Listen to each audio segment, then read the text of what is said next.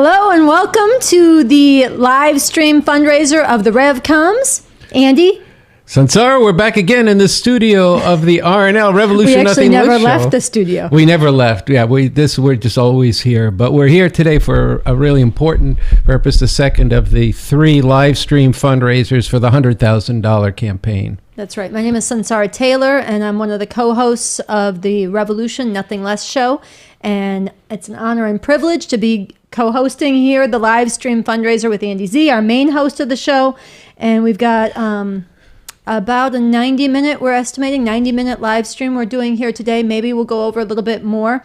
And this is, as Andy said, it's the second of a series of 3 live streams we're doing to meet our $100,000 goal to put real revolution on the map this year as part of seizing what we'll be talking about, a very rare time when revolution is not only more urgently necessary than ever, but is more possible. And we'll get into why that is, but it's going to be a huge struggle, and we're going to give you a sense of the fight that we're waging to do this, your role in it, and why these funds are needed. And today we need to get to, or we're aiming to get to $75,000 in our $100,000 goal. And then we have another final live stream to bring this to a successful conclusion of the $100,000 drive on July 16th. Thank you. Keep me on point here. July 16th. So this is the middle point in that process.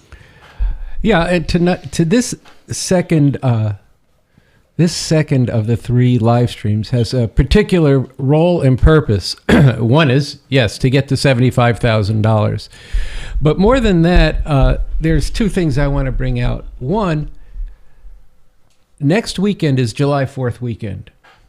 And July 4th weekend is a time when the rulers of this country and their media and their preachers and rabbis and imams all talk about America. And, you know, the promise of America becomes a big deal. And many of you celebrate that too much. Others of you don't celebrate it overtly waving your flags, but you take the day off, and there's nothing wrong with having a barbecue or whatever, except that right now we are in a very, very dire situation. We being humanity and people in this country, and the chance for a really radically different and far better world through an actual revolution. Because things are very sharply posed between 2 sections of the ruling class with a divide that goes all the way down into the base of society. And we guys got to be straight up about it. Where the world is, this divide is careening towards a fascist form of rule and accommodation to that by the Democrats and conciliation with that. And at the same time, the Democrats who do hold the White House and the Senate right now are, with tremendous bellicosity, moving towards world war. And they've backtracked on every campaign promise on the environment. So we're facing 2 existential crises. So that's one urgency here with July 4th weekend. It's an opportunity for us to get out there with revolution, particularly as we've brought out on our show, Sansara, this broadsheet. We are the RevComs, Revolutionary Communists. We are working for a real revolution and a whole new emancipating way of life. And this here is the guide to this. And this weekend, July 4th, we should be doing a lot of fundraising. We're going to talk about that. Can I go on? Just talk about this donors thing? Yeah, talk about the donors. Yeah. Yeah. Well, one of a key part of today's program and what we put forward last week and on the R&L show with Annie Day is that we are aiming to bring forward new donors to the revolution, to the Revolution Nothing Less show, to RevCom.us, to the work of the RevComs. This is very important, and it's a new thing. It's a new thing we're doing. And we need to enlist all of you in doing that. And we're going to have to figure out together, how do we do this? How do we break through the head in the sand, the head up the ass of so many of the people today? How do we wake people up to what needs to be done? How do we struggle right from the jump street for people to donate to this as they're learning about it? So we're going to try a couple new things, right? Mm-hmm. One, as we go through various parts of today's live stream, we want you to put questions you have, insights you have, problems you've run up against in the chat, and we'll speak to some of that. We're also, throughout the show, we're going to give you a phone number. And we want to start first with anybody who's watching this live stream for the first time.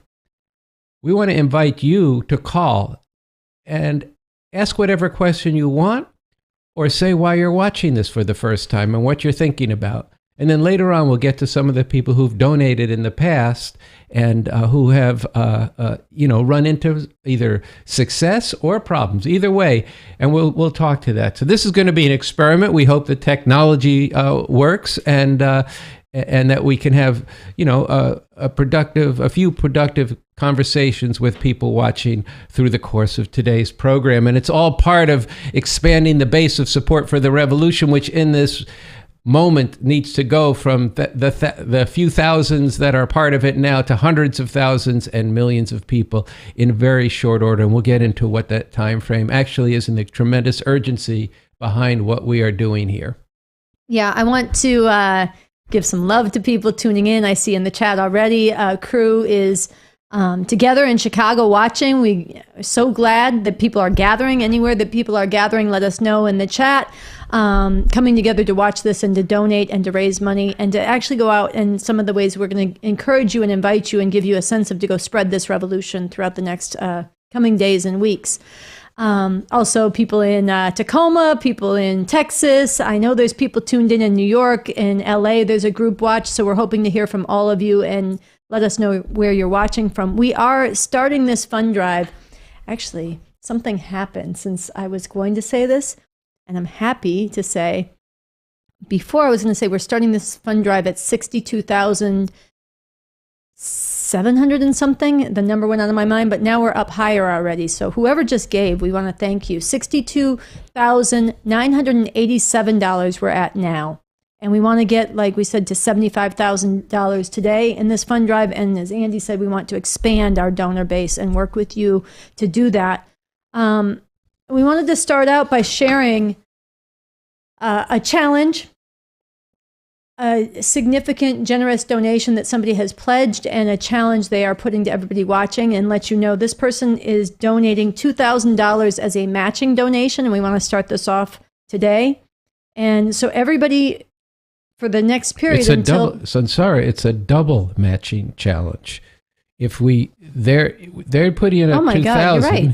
If the audience matches this is going to continue the record of you correcting my math. You always, you got to have that love for the money for the revolution, because we really need it to be able to do what we're trying to do. But the way this is going to work is if you match the $2,000, the donor's then going to give another $2,000 for a total of $4,000, which, as I understand it, if I know we've been struggling with arithmetic around here, that would add $6,000 to the total, which would be really a terrific start to today's live stream. Okay, so that is true. So if you give now, if you give $5, it becomes $15. See, I'm showing off. If you give $20, it becomes $60. If you give $100, it becomes $300, all the way up till we've raised $2,000, and that will turn into $6,000. So please, right now, pick up the phone, go on the information at the bottom of the screen and make your donation. Somebody did just give $50. We want to thank you, and maybe that could be the beginning of the $2,000 match. If we can move it into that, that'd be great. I want to read the challenge from the donor. Please. They say, I am writing for a group of us, medical professionals, retirees, and clerical workers who have come together to pledge to double contributions up to $2,000 as part of the 100,000 fund drive to put real revolution on the map in 2023. That means if other people contribute $2,000 towards our match, we will contribute $4,000. See, if I'd read that to begin with, we would have gotten it right from the beginning. It's all right. Okay. Time is running short. This is important. Time is running short, but there is still time, and the plan's already laid out. The Woke Tour, which I'll add that we will talk more about in a little while. The July 4th Convergence in Philadelphia, also we'll talk about. And more, give us a real shot at accomplishing this. And as the hosts and guests on the RNL Revolution Nothing Less show have made perfectly clear, To accomplish this requires big funds and an ever-growing community of funders. In chewing this over, some of us return to BA's unwavering commitment to and deepening of a scientific-based understanding of proletarian internationalism, drew us forward and helped sustain us at different times. BA has always been clear on this question. We are doing this in the interests of all of humanity, right up against the American chauvinism of July 4th and so much else. At a time in history where BA has analyzed that we live in one of those rare times and circumstances where the possibility for there to be an actual, real revolution in this country, a revolution that would reverberate across the globe and unlock untold emancipatory possibilities for people of the world who have for so long suffered under the foot of capitalism, imperialism, we cannot miss this opportunity. As has been made very clear on the R&L show and on the RevCom.us website, and in many letters, raising funds is necessary to get this revolution onto the map. It is a key and ongoing part of this developing revolutionary movement, part of the very fabric of the movement. And we hope this match will contribute to hastening the day when that joyous, yes, joyous vision can be realized. So again, that's a $2,000 match. We are $50 into it, and we want to urge you to make your donation now and triple it as part of getting to the first $6,000 of our drive today. You know, Sansara, this group of medical professionals, they write about being inspired by Bob Avakian's unwavering commitment over decades to the people of the world. And in our last R&L Revolution Nothing Less show, we played a selection from BA for the Liberation of Black People and the Emancipation of All Humanity. It's a 50-minute film that we made here based on an article on RevCom. But in the segment we showed, which you can still watch in the current episode number 153, Bob Avakian talks about something he mentioned, in the New Communism, about who are his people. And he talks about his experience growing up in a relatively privileged background in Berkeley, Berkeley, California, but with the opportunity where, as things are, he had a lot of friends among Black people and people who he played ball with in high school. And he talked about his appreciation of that culture and that those are his people. And then he tells how that expanded to all kinds of other people, from women to Latino people, Chicano people, LGBTQ, after a considerable struggle that the communist movement had to go through to understand the nature of that contradiction. And one thing I wanted to... and the people of the world. And the people of the world, which is where I want. Okay. No, it's important you brought that in. Well, I want to just say to everybody, when you're contributing to this revolution and to this leadership, you have to feel too, and you will begin to feel when you give to this movement, that those are your people too. Years ago there was a song by the Neville Brothers called "That's Our Blood Down There," and when whether it's from Haiti, the People's Republic of the Congo, South Africa, Colombia, anywhere in the world, the masses of people, those are our people. We're fighting to liberate all of them. That's the nature of the leadership of this movement. That's one of their outstanding qualities. That's what we're fighting for, and all of us are working for that. So when you contribute to this, you are part of that too. And you're not just looking at it in terms of your family, your block, your friends, your nationality, your religion, your country. You're getting rid of all that. That's all a burden on you. That's a legacy of the past that sits on the shoulders and the souls of people, to put it that way, not in a religious sense, but it presses your vision down and makes it puny and small. And this is a movement with a vision of the emancipation for all of humanity. So that's what you're donating to.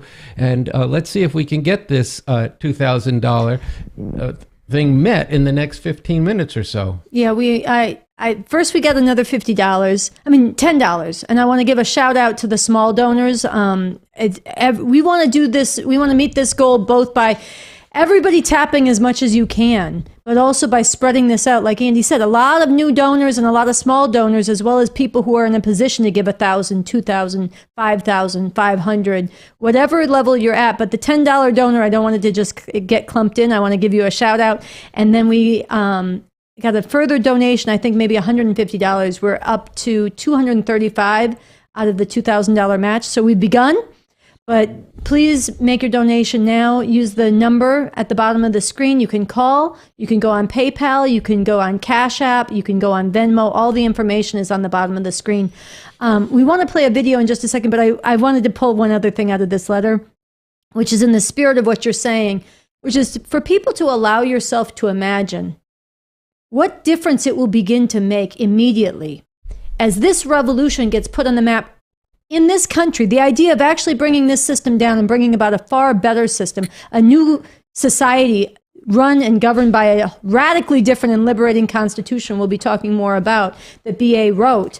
And what that can open up for humanity. As this starts to happen in this country, it will actually interpenetrate and affect how events unfold. How the divides in every institution in this country are playing out. How the population that's divided ever more deeply is seeing their hopes, their aspirations, and what's possible. But it will also start to have an impact, as this letter said, around the world.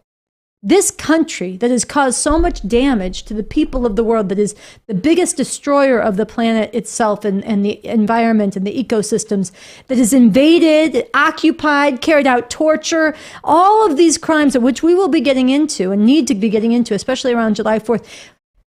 When we make a revolution, if we succeed, first, that'll be an enormous change in the world. But even putting this revolution on the map is going to start to inspire hope and daring and scientific searching for a real way out and for the new communism that we are projecting and BA's leadership on a whole different scale. And I just think the inspiration that's described in here of making a donation, challenging others to do the same, and doing it with a sense of what this can bring to the world's people. So we've both spoken about and used the word revolution many times so far, and it is a word that gets thrown around, and people mean different things by it. And we had the great opportunity to ask Bob Avakian, who is the revolutionary leader who we follow on this show, who has put the science of making revolution and of communist revolution and human emancipation on a much more solid and scientific foundation.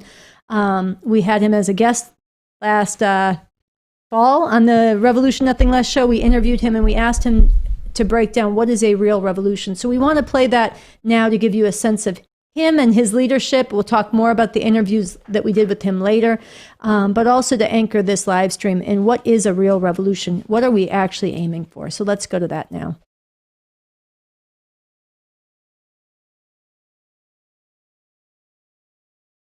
So you've dedicated your whole life over decades to making revolution and emancipating humanity. And I want to talk about revolution. It's a word that people throw around all the time.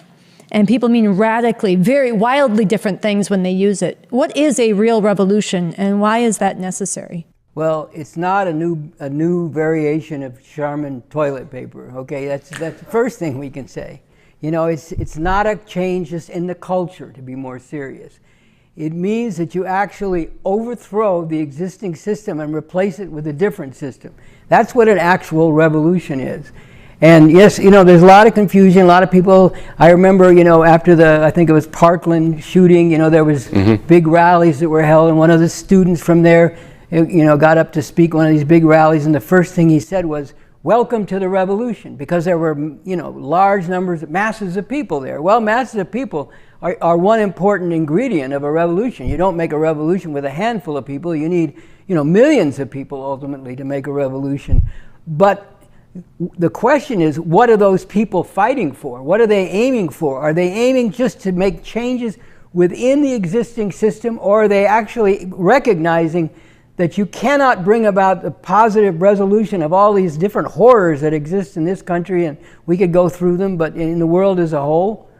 You know, you cannot bring about a positive resolution to that, an elimination of all that, within the confines of this system. That is another scientifically determined, evidence-based truth. And so therefore, a revolution means that you overthrow the system in order to, bring into being a completely different foundation in how the economy functions, different relations among people that are not oppressive, a different culture that instead of reinforcing all this garbage and oppression, actually reinforces emancipating relations among people and emancipating ideas among people, and all the political structures also are transformed in order to serve the further transformation of society, to uproot all the underlying basis for all this exploitation and oppression. That's a revolution. Nothing short of that is an actual revolution.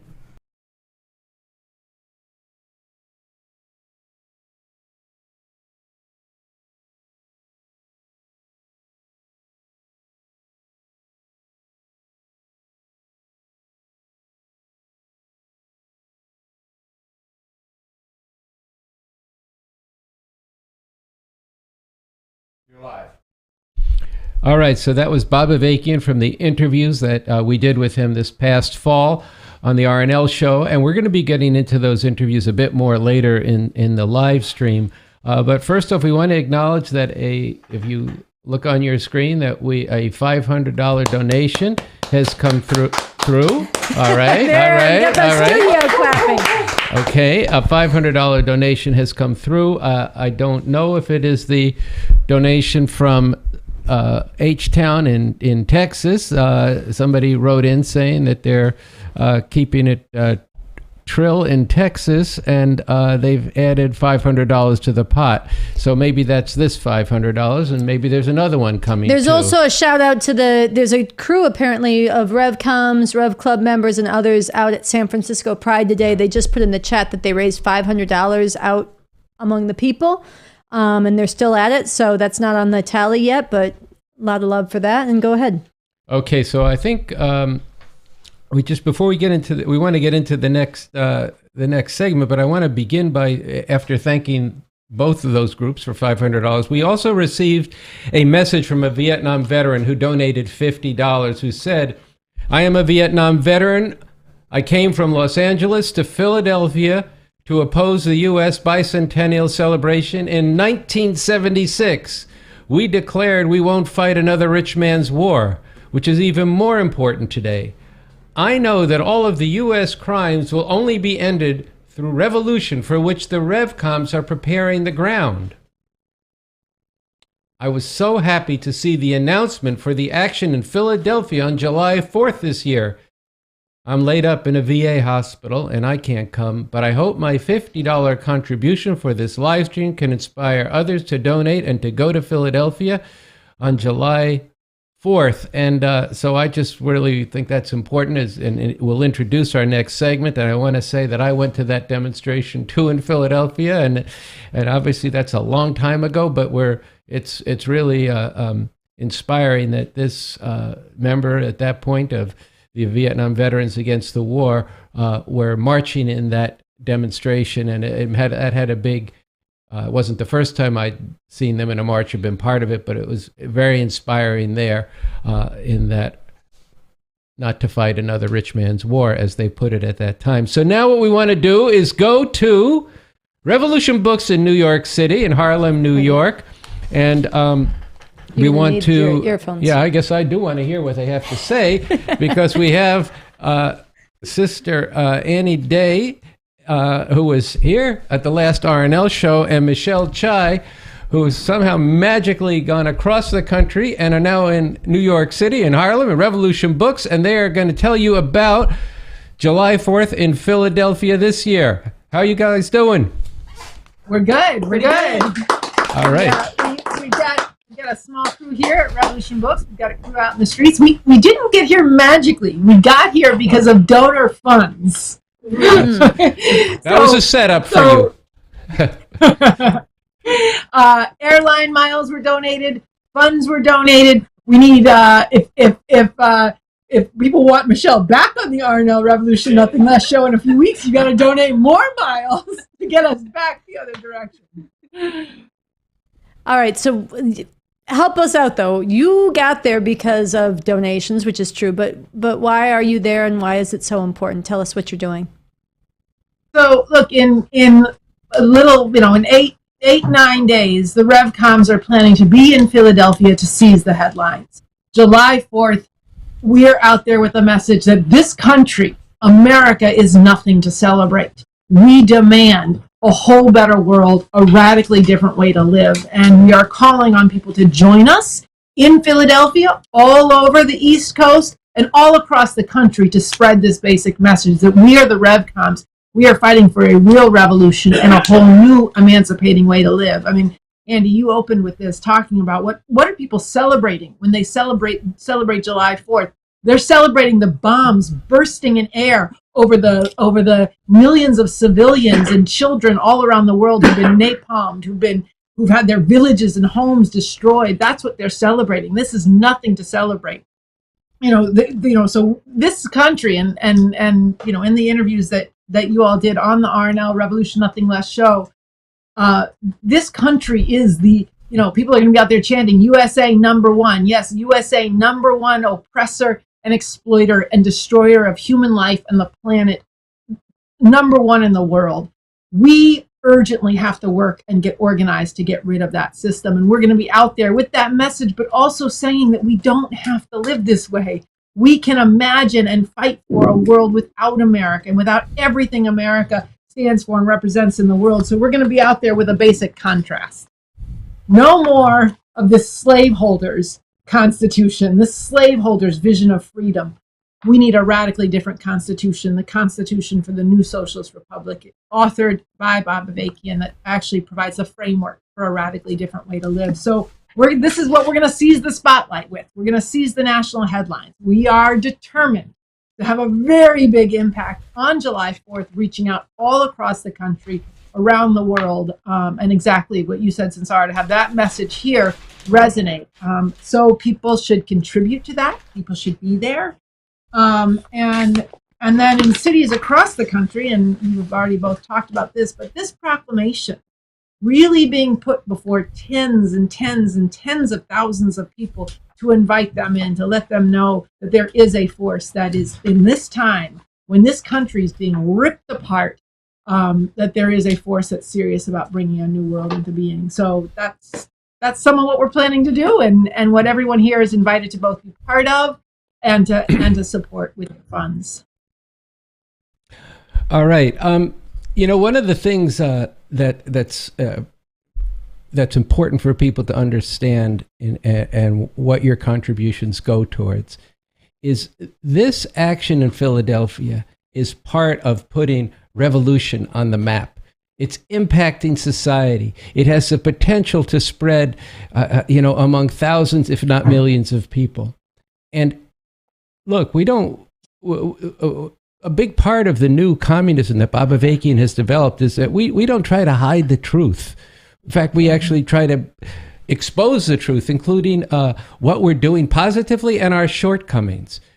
Right now, we don't have the people we need to actually seize the moment that's before us when there might be a possibility. There actually is a possibility for revolution in this period, but we have to bring forward in very short order thousands of people trying to impact society and accumulate more people, which includes all the donors. We are part of that emerging revolutionary people, and hopefully many of you will become part of the leadership, become strategic commanders of the revolution yourselves. But the process by which this is going to happen is impacting society and breaking, in this case, with this action in Philadelphia, breaking people out of one of the most important things that keeps people tied to the system itself, which is, that America are the good guys, a force for progress, that things it's a perfectible constitution, when in fact the reality is into that U.S. Constitution, as Bob Avakian has called it, an exploiter's constitution, is woven the capitalist property rights that actually mean the masses of people can be nothing more than wage slaves to this system, or thrown out on the streets and discarded, or basically economically at this point conscripted into their armed forces around the world. And who knows, with this drive towards war if they won't, in fact, conscript people directly into the war, into their wars at some point. But the tremendous damage it does to the people of the world. So I just supporting this action in Philly and coming is not just, oh, that'd be a good, cool thing to do, which it would be, but it's actually part of trying to go from small to big in building a force for revolution in this country. Yeah, that's really right. I mean, I want to add, and you said this on the show last Thursday, that we are going to be making a very big announcement, the RevComs, a declaration that people need to hear about. That's going to be a clarion call for exactly the future that we need to be fighting for, up against the fact that, you know, this proclamation we're talking about makes the point. Shaping up before us are two fundamentally opposed futures, something truly terrible or something emancipating. So we're going to be making a declaration about that future that is truly emancipating. And it is a declaration, and I won't say a lot about it, but it actually is something that needs to change the whole shape of this society exactly in terms of what people are hoping, what they think is possible, what they're dreaming about, or mainly, frankly, what they're not dreaming about, and instead locked into the really killing, narrow, small-minded confines of this society. But the more people that we have to be part of making this announcement with us, the more impactful that's going to be. The more people that we have, you know, to be there on the streets of Philadelphia, and the more people we have in terms of the people that are watching what we're doing, spreading the word of what we're doing, exactly has to be the way in which we are letting people know, putting society on notice, and inviting people into all this. So again, that's, you know, people's donations are going to make a difference. Your eyes, your support, your participation. Michelle, you also flew out there. Go ahead. Yeah, go ahead. Jump in. I was just going to say, like, in response to what Andy's saying, like, we got here like a few days ago, and as soon as we landed, like, we hit the ground running. Like, I went, you know, to DC just yesterday, and where people, you know, everything that Andy's talking about, right? This is how people are being led. Like, a year after Roe was overturned, the Women's March called on people to get out into, you know, to rally, right? But what they were being led with was actually this point of, you know, of relying and desperately clinging on to these norms that the fascists are ripping apart, you know? And this was the struggle that we came in, you know, with, right? And it was like a shell that people just did not want, you know, they did not want to be confronted with the reality, but we were struggling with people because this is what people have to confront. In this moment when there is a possibility where we're already seeing, you know, how horrific, you know, the you know, these fascists are fighting for, that segment that Sansara did on the show, right, speaking on the 1-year anniversary since Roe was overturned, like, it's happening. You know, they got, you know, they're getting rid of abortion. They're going for a national abortion ban, and here people are being led to go organize all the decent people to vote for these war criminals as they're waging a proxy war with Russia through Ukraine, like, you know, almost taking humanity to the brink of nuclear war. Like, this is insane, you know. And so we've got out there and we were really struggling with people that this is not the fucking way, when there is an opportunity for all the people that are actually paying attention to what's happening, that are agonizing. We talked to people down on the ground that were like, I live in Florida, I was born in Texas, like, I know that, you know, shit is fucked up, and they're agonizing over this, and they're being told to just hang on to this, you know, to vote for the Democrats, to rely on these very same channels that the fascists are saying, fuck all that, right? And so we brought them, you know, and it was hard, you know, but this is going to be the kind of struggle that we have to carry out, right? And then going, you know, making big plans to go out to the neighborhoods of the oppressed, where people are just like feeling hopeless, you know, where they're seeing what's happening and have, you know, are, you know, thinking things have been messed up. Is just going to get, you know, is not going to get any better. But actually the reality that all of those people coming together, getting organized for a real revolution, and themselves actually being part of getting out into the world and struggling with other people that are feeling just like them, to be part of fighting for a radically emancipating society. You know, this is the call that we're getting out to, from the neighborhoods of the oppressed to, you know, to everywhere where there are people, right? And we're here in the East Coast, and we're calling on people. Everybody that we're meeting, we're fighting to seize on every opportunity to donate, to be part of actually getting this proclamation everywhere, right? From the West Coast all the way to the East Coast, this has to be everywhere on the walls, and then coming together on Philly on July 4th to make this, national impactful, action. Now, I know, Andy, you want to say a few words about the Constitution, that we're going to be really highlighting the Constitution for the new Socialist Republic in North America. What can be made real when this system is brought down, when there is a revolution that we have to fight to make, and their Constitution is cast to the side. I'm going to let you say all those things, and I'm going to ask them one more question. I'm letting everybody know, but before we do, I want to say we're at $1,131 of our $2,000 matching donation. We need to get to the $2,000. You're hearing some of the beginning impact. We're going to talk more about this, but we need to get to $2,000 on this. We wanted to do it in the first 20 minutes of the live stream. We're a little behind, but let's catch up right now. I want to thank the $250 donor who got us to where we are, but let's get to $2,000. That'll triple immediately.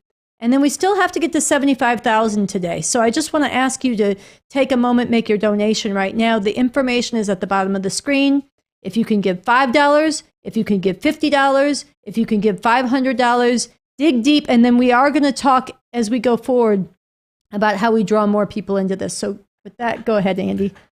Well, first, if Annie wanted to add a little more on it, she was saying they're going to be. I wanted to pick up on the contrast between the two constitutions and what to expect in Philadelphia. I mean, I think you said a lot, but if you wanted to just emphasize that again, I wanted to talk a little bit about people needing to shed their belief in the U.S. Constitution, and to see what the difference is. And so I have a few points to make about it, but.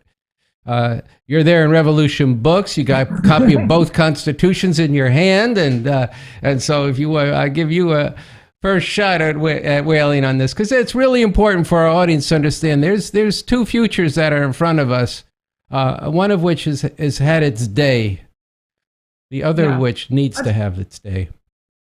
That's right. That's right. I mean, I'll just say very briefly. I mean, I spent the morning rereading the U.S. Constitution and the Declaration of Independence, and well, we got to know what we're hitting at, right? And you weren't convinced.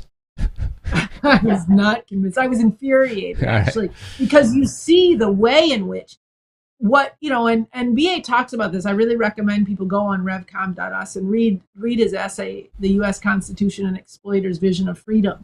And what people don't see is when you talk about the pursuit of life, liberty, and the protection of property, you are talking about protecting a system in which you are free to exploit or be exploited. And that's what you're told should be your highest aspirations. And you have the right for individual freedom, but for what? Within a framework in which if you want to eat, you have to go sell, rent your labor out to be exploited in order to eat. This is, and no, you do not have the freedom to determine the future of society in the direction of human emancipation, which is what a radically different system can actually provide. A socialist republic in North America, and this Constitution that we're talking about lays this out. What does it actually look like when humanity can come together and actually put themselves to solving the problems that we face? Yes, the environmental destruction. Yes, all the leftover forms of oppression and exploitation that have to be uprooted. A whole new culture, a whole new kind of education. All of the problems that we face as humanity, as a society, becoming fit caretakers of the earth. What has to go all into that?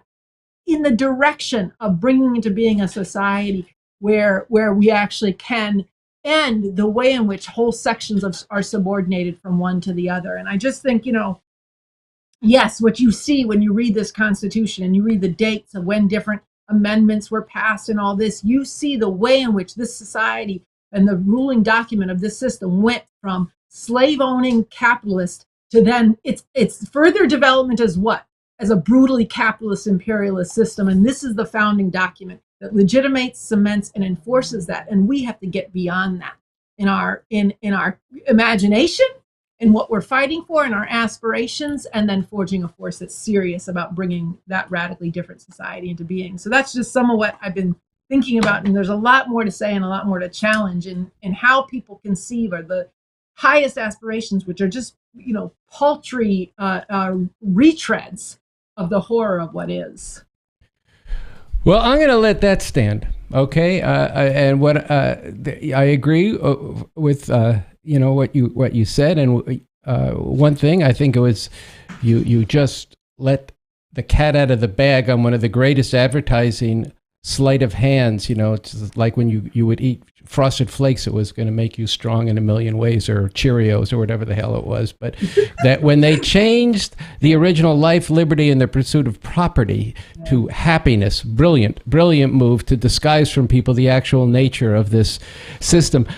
You just ended by saying that there's a lot more to get into, and I think some of the points I would like to make on the nature of the paltry freedom, as you put it, of the U.S. Constitution, and the freedom to actually change the world in the Constitution for a new socialist republic. You have to tune in next week's RNL Revolution Nothing Less show, and we'll get into that some more. What? Before you say goodbye. I wasn't going to say. Okay, good. I wasn't going to say good. Okay. I didn't want you to. What? Don't let them go yet. Don't let them go yet. I want to say more too. Go ahead. You're going somewhere. You're leaving? No, you're not going to leave. I might need to go to Philly. They're still here. Okay. Well, the point is, we just made the matching challenge. That's the big news. That's fucking great. All right. So you see, this is. See, that comparison between these two constitutions, that settled it for somebody.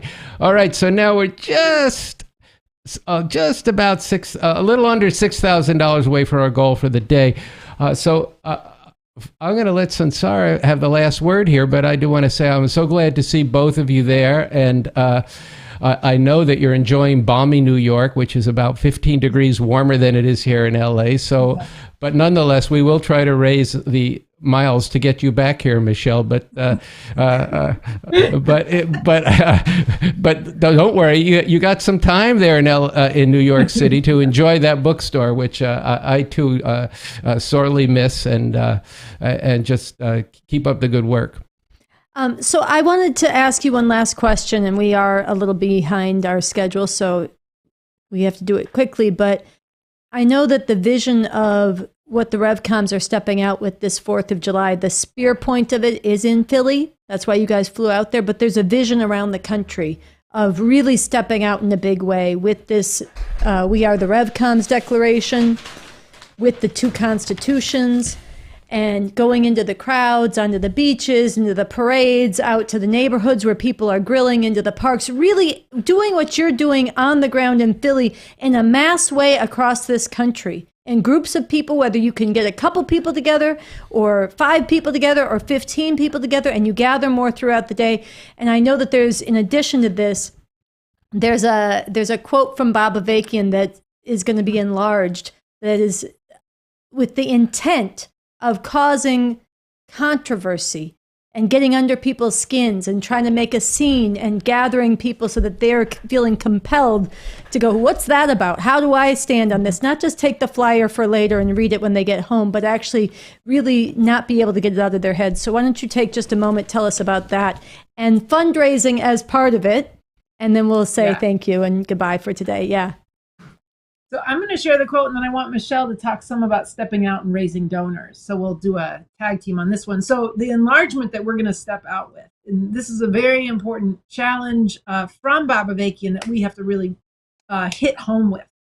BA said, without confronting the very real horror of what this country has been and what it has done here and all over the world, from its founding to the present, and without coming to deeply hate this, it is not possible in the final analysis to retain one's own humanity and act in the highest interests of all humanity. And that's the challenge. And we want to bring that alive with the American Crime series that's been on revcom.us to make people really live with and deal with what it is that's being celebrated on this July 4th. And then that's got to be connected to getting out everywhere, and wherever you are. If you're anywhere on the East Coast, get to Philly, but from even on July 4th, but from now all the way to July 4th and forward, get a bunch of these in the hands of everybody that, look, there's everybody that has, that knows about this. They have to be confronted with the challenge that they can't just grab this and say, okay, thanks, see you never, or good luck, but actually being part of getting this in the hands of everybody that they know in their neighborhoods and their laundromats and their supermarket, grocery stores, and then getting out together with the RevComs to the beaches, to the parks, everywhere where people are coming together and, and getting this, in the hands of people, right? And bringing them the vision that we don't have to live this way, that there is a whole different way that the world can be. And this is the hope on a scientific basis that people actually, need to get their hands on, in this moment when, as Annie started, right, where things are shaping up, two radically opposed futures are shaping up. And what people actually do now, yes, actually getting out this proclamation in the thousands, right, all over the country, and raising big funds. And everybody that encounters this, we should ask them for funds. We should shake the bucket. We should, give them all the information that is on the screen to donate and to become sustainers. If, there are people that, have said, the statement that you read earlier, that they can't get out to Philly, but they have to be part of, of getting this message out everywhere in society. And yes, their funds is a part of it. And I just want to add, we want to experiment with things like gigantic signs with a QR code that goes right to the Venmo. The ways in which that, look, a lot of people are just going to put money in the bucket. That's important. But we do, every time we go out, we want to set goals. How much are we going to raise? How many donors are we going to bring forward? One-time donors, and then challenge people. Look, pledge right now to give $5 every month for the next 6 months. Pledge to give $50 every month for the next 6 months, to actually get serious. Look, 1 year ago, yesterday, the Supreme Court took away the right to abortion. In a matter of days, they're going to take away the right to affirmative action. The whole future is on the line. Now is the time to step in and fight. So that's Listen, I really thank you for adding that, and I want to thank you guys both for tuning in, for flying out there, for tuning in, and our love to everybody watching in New York City, Revolution Books.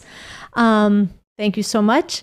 And part of why I wanted to ask them that at the end is that we really want to encourage everybody around the country who's watching to find a way to participate in a very intense push out over the long weekend of 4th of July. Grab the declaration, do this in different ways, and be in touch. And we're going to be doing this as a national movement, stepping out to really impact on the ground in Philly, but everywhere, as part of advancing this strategy as a whole. Yeah, and while I made a point about impacting society in Philadelphia, we need to poke the beast here. Yeah. And people need to be inspired by the actions and provoked by the actions, challenged by the actions we take. And then and including that they're being struggled with right from Jump Street to donate to this as they're learning about it.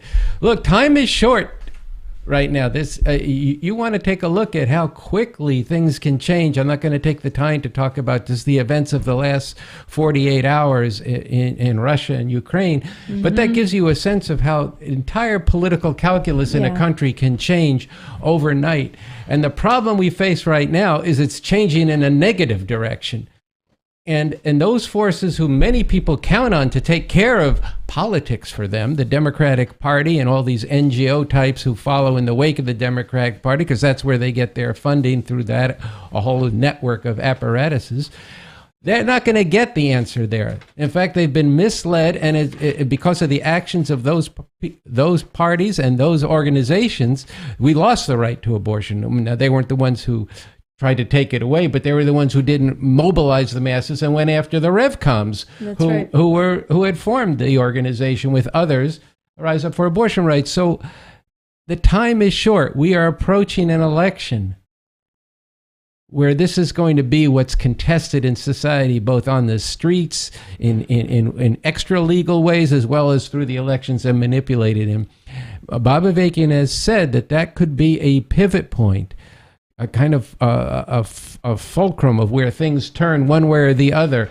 And that's not that far off. It's starting now, and we've got to build up a force and impact society with the movement for an actual revolution, with the Constitution for a new socialist republic in North America, with and on July 4th, where people deeply come to understand that they have no interest in getting behind the USA, which is the #1 oppressor in the world today. But let's use that as an opportunity to move to the interviews, but Yeah. I know we have a few things to read. A few fundraising things, and then we're going to move to what really is a centerpiece of how we're going to succeed in all of this, in lifting people's sights and in training a whole new generation and others in revolution, and in letting people know our greatest strengths for making this revolution, most specifically the leadership that Bob Avakian is providing over many decades and right now in this crucible period.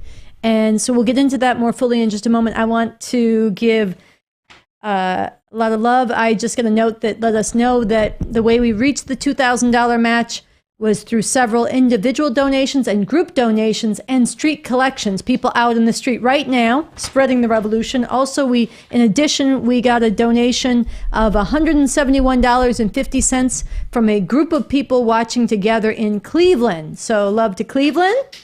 All right. And we have a short video it's called Lavette's Delicious Soul Food. So we're going to play that.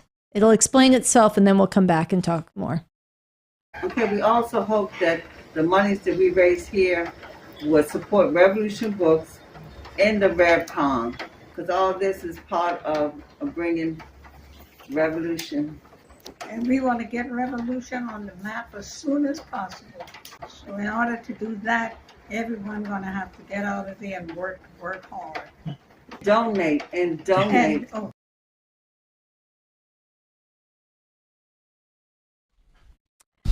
Okay, so I'm not sure if you guys could hear anything, so I'm going to read this.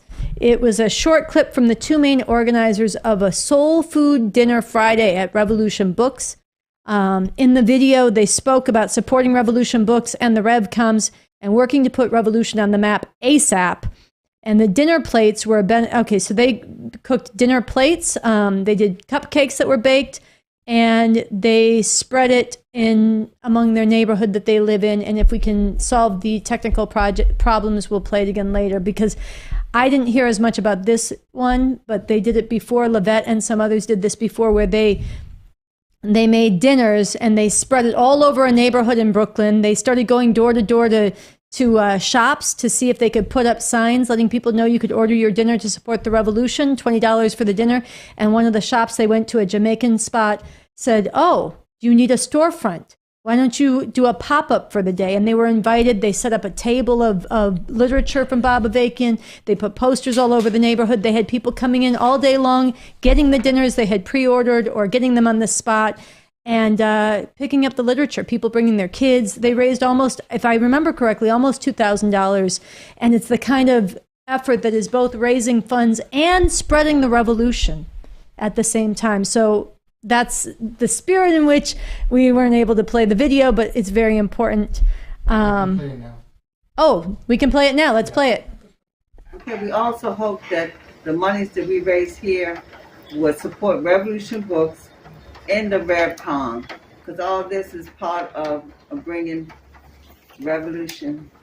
And we want to get revolution on the map as soon as possible.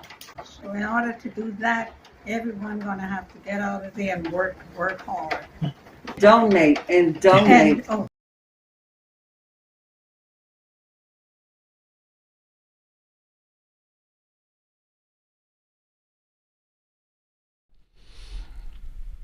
All right, so we want to move now to we've been mentioning Bob Avakian and talking about him, and you saw a short clip on What is a Revolution at the beginning of this live stream. We want to move to the interviews that Sansar and I did with Bob Avakian this past fall. These interviews give you not only a sense of who Bob Avakian is and what he's like, and the heart and soul, as we put it, that he has, and the hardcore scientific understanding that he brings of how to understand the world and change the world through an actual revolution, and creating a society that not only would people want to live in, but that could actually begin and go on the road then to uprooting all forms of oppression and exploitations. We want to get into these interviews because they've been seen by, I don't know, maybe 10,000 people, but they need to be seen by hundreds of thousands of people. They need to become a big deal, and that's something we want to involve all of you in doing. And after we get somewhat into this segment of the live stream, I want to give that phone number out Oh, yeah. to hear from some of you, because as somebody put in the chat on this live stream, they were glad that I mentioned the question of that people come out with counter-revolutionary bullshit against us, including the accusation of a cult and one leader and all that. And this is some of the stuff that you encounter when you go out for this. And it is bullshit. It's not that hard to take it on, but you have to take it on because it gives people an easy way out from what is the necessary and hard struggle that has to be waged to be able to get rid of this system and bring in being a new system and a radically different society. So we want to go to the interviews. You want to introduce the 2 short clips that we're going to play, and then we'll have some discussion about it?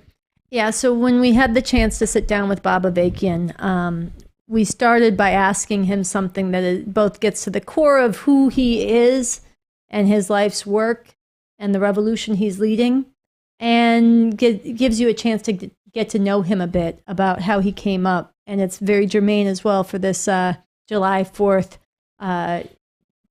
fast approaching July 4th. So let's just play the opening of the interview. It's not the full question and answer, but let's just go to it. So, Sansara, we've been promising a very special show, and we have it today. We're here with Bob Avakian, and we are just so excited, pleased, and just filled with love to have you on the RNL Revolution Nothing Less show. You've been our inspiration and the guide of the show, and now here you are. Yeah, well, I'm very excited to be here.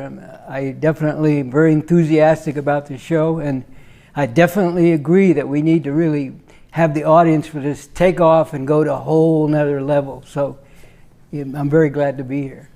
Excellent. So listen, we're really excited for our audience, and especially new people just learning about the revolution, to get a chance to hear from you directly about why we need a revolution, why this revolution is possible and what this revolution is about, and to get to know you better through this process. So the first question we wanted to ask you takes off from a spoken word piece that you wrote a number of years ago, an incredible spoken word piece called All Played Out. And I want to read the second verse and ask you about it. You write, "This puffed up stuff about the land of the free." This puffed up stuff about the land of the free and the home of the brave. A country that built itself on bodies of slaves and ruthless genocidal robbery, that spreads its empire through plunder, driving countless people under with its bloody red, white, and blue rag unfurled. All this pompous nonsense about the leader of the free world. That's all laid out. A country that built itself on bodies of slaves and ruthless genocidal robbery, that spreads its empire through plunder, driving countless people under with its bloody red, white, and blue rag unfurled. All this pompous nonsense about the leader of the free world. That's all played out. So we wanted to ask and give you a chance to talk about, did you always have this view of America? And if not, how did you first come to see this country in this way and its role in the world? Oh no. I was a very loyal American. You know, I think I said in my memoir that one time I said I felt like getting down on my knees and thanking God that I was born in this great country, unlike all these other unfortunate people all around the world who were, forced to live in other countries. And I remember when I was 16, I think, I went to a baseball game, a Giants baseball game in San Francisco, and of course they play the national anthem before, and so, everybody rose, and I got up, and I enthusiastically was singing, "Oh, say, can you see," et cetera, et cetera. And when it finished, the woman in front of me turned around and said, "My, you have a beautiful voice." And I just can't help thinking back about the irony of that, But then, as I did learn things, I used to go to the games, and this was during the Vietnam War. When they would play the national anthem, I did a different version that someone I knew was part of the movement that I was part of made up, which was, "Oh, Uncle Sam, get out of Vietnam. Get out, get out, get out of Vietnam." So that was a different rendition of the song, and didn't get quite the same response from the people in front of me, but that was a transformation I went through. The other thing that you cited and you sang was "Get Out of Vietnam." Yeah. How did that play into your changing view on America? Well, you see, here's where things are interconnected. Like, as a result of these experiences, I made a lot of friends of different kinds. You know, I ate lunch one semester with some Japanese girls who were, you know, very sharp and smart, but also, you know, a lot of fun. So I learned something about their culture, you know. And then, you know, just going through high school and everything, I really began, as a result of black friends of mine, you know, to get a much better, deeper sense of what it was like to be black in this country and the whole history of it. I mean, you know, not that they gave me history lessons, but just, you know, everyday exchanges of friends, you know. I began, and I really developed a deep anger and hatred about this. And I remember the turning point for me about Vietnam came in 1965, when there was a march, you know, from Selma. And I got up in the morning, and I got the newspaper and I opened up, and there's this big article about this attack on these civil rights marchers, you know, on the Pettus Bridge. And I was going back and forth about Vietnam. I'd been part of the free speech movement in Berkeley, and most of the leaders, if not all of them, of that movement were against the Vietnam War. But I hadn't made up my mind yet. I respected them a lot. I was influenced by them, but I hadn't really, I was doing some study to try to understand it, but I hadn't made up my mind. And I opened up the paper that day, and I looked at it, and these pictures of Selma, and I said to myself, how in the fuck can the rulers of this country be trying to bring freedom to the people in Vietnam when this is what goes on in this country, time after time? And, you know, yes, it's in the South, but the leaders of the country as a whole are doing nothing to stop this. How in the hell can they be bringing freedom to the people in Vietnam? And that was it for me. From then on, I was firmly opposed to the Vietnam War.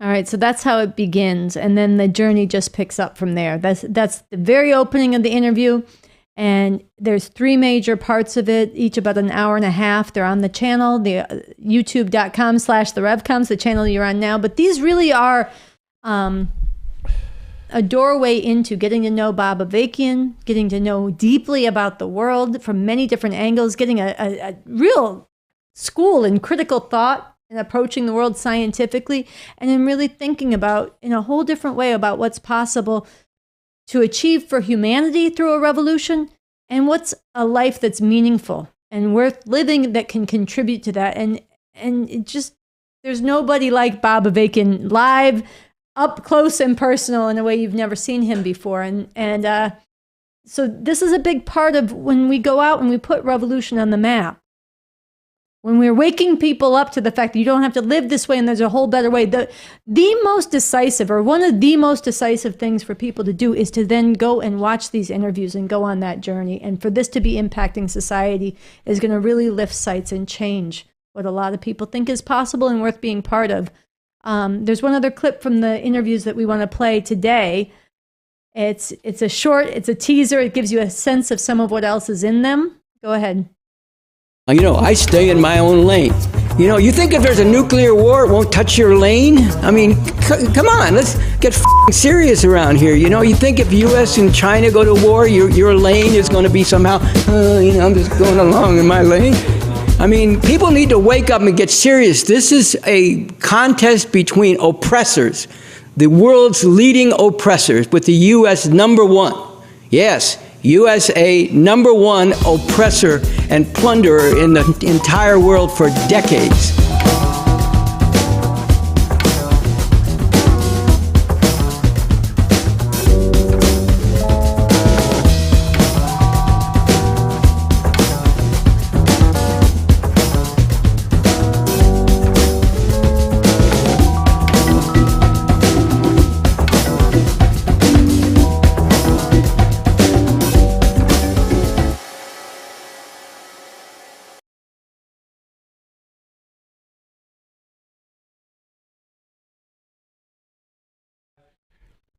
All right, so that was the trailer for the Bob Avakian interviews on the RNL Revolution Nothing Less show.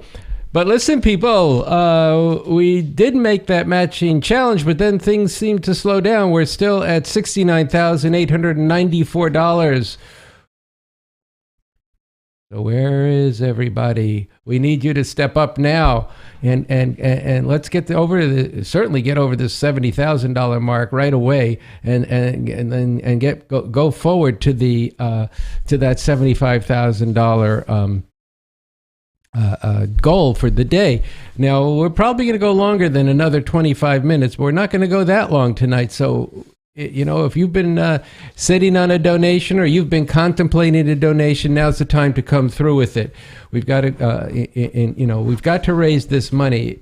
I don't know if you've given much thought of what does it cost to put this show on every week, for the studio, for the equipment. I mean, this is you're seeing real high tech here. We're going back and forth across the country, videos, and I'm going to give you a phone number now.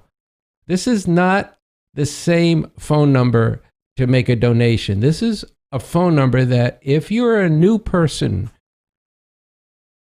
and what I mean by a new person, somebody who's watching the live stream for the first time. I'm hoping some of you who've watched this before have become new people in terms of your commitment to the revolution and to the cause of humanity. But I'm talking about people watching for the first time. And you can ask Sansara and I a question or make a comment about what you're learning. That phone number is 424-419-5798. Now, you'll maybe holding on the line for a while because we're going to move forward, and then we'll pick up that call. We definitely want to try this this particular live stream.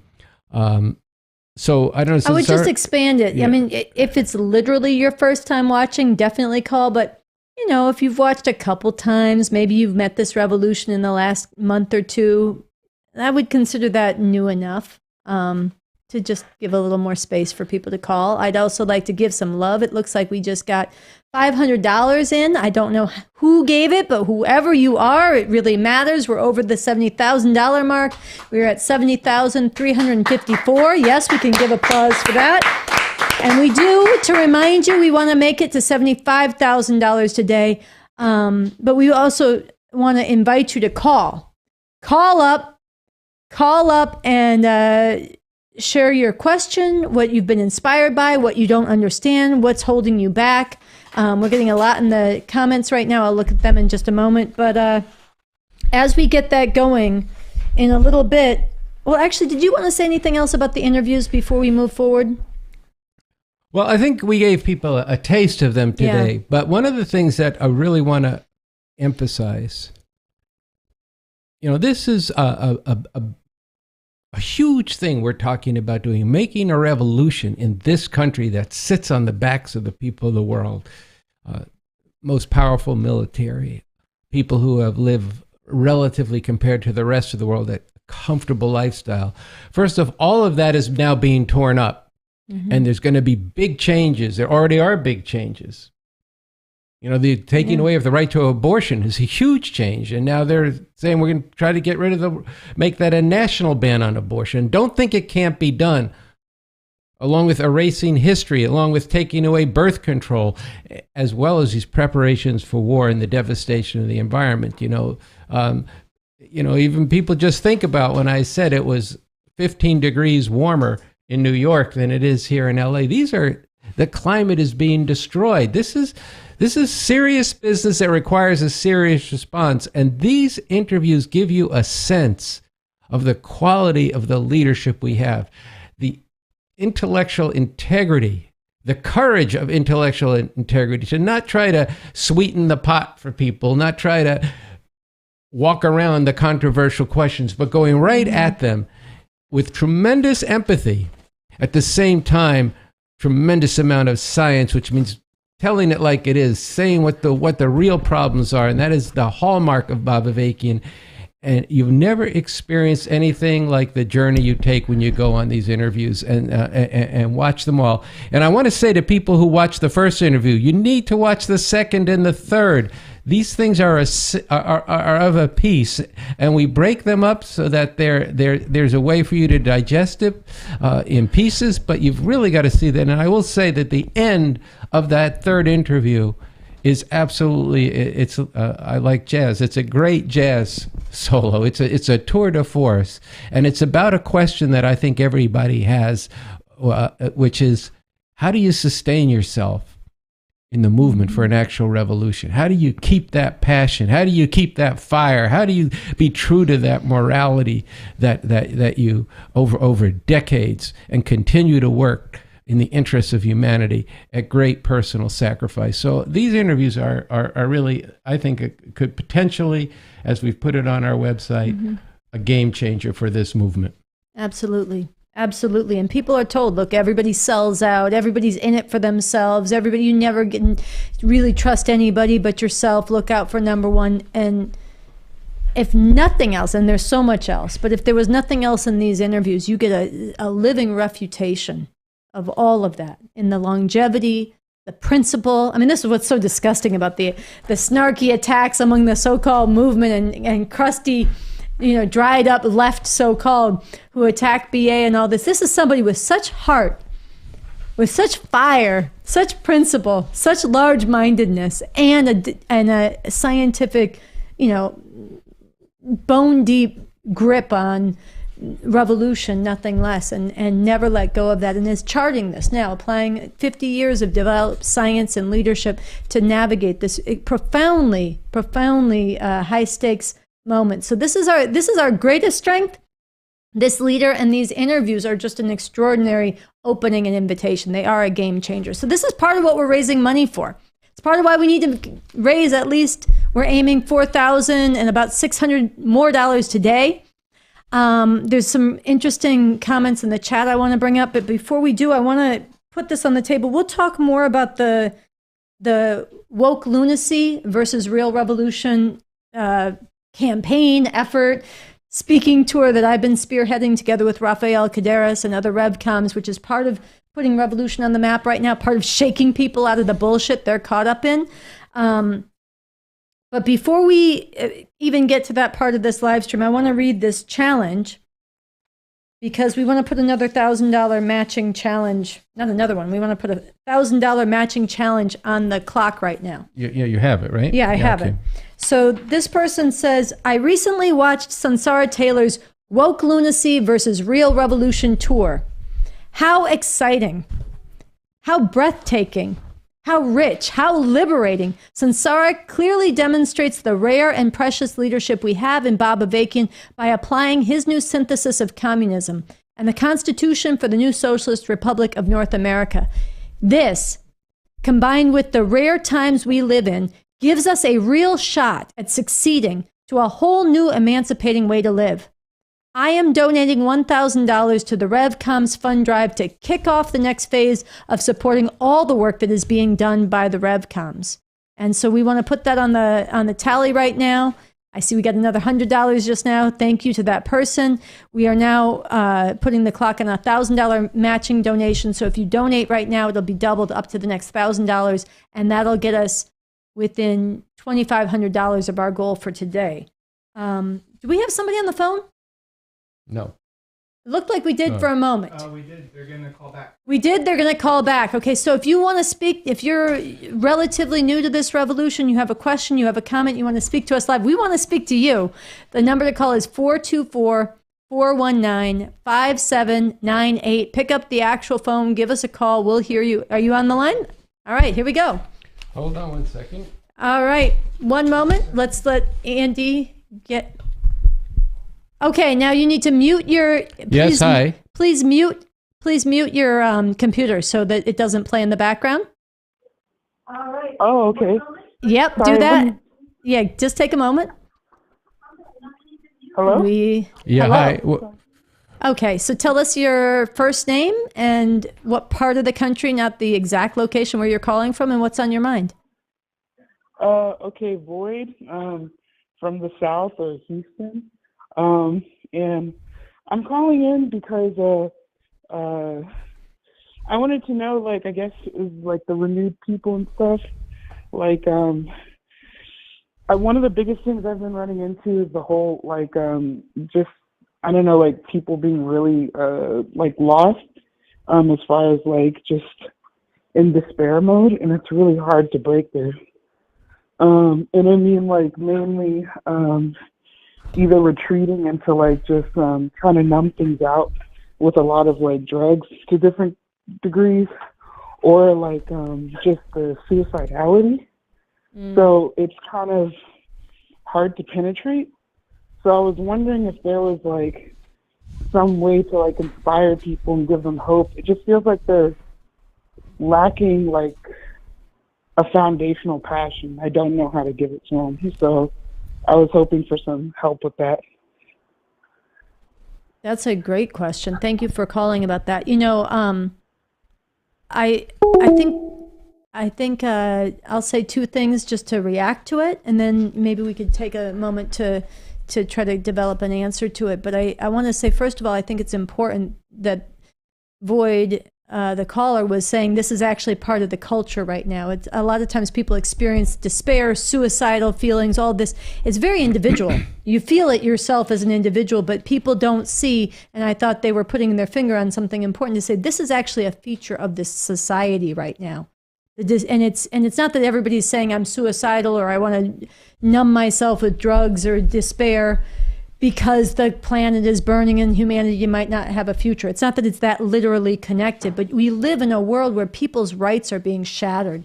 People are being terrorized. The white supremacists are on the march. The planet is burning. We are looking at existential, nuclear war that could destroy human civilization. All that is part of the psychic space that people are living in, as is the grotesque, the me first, the me, nasty culture.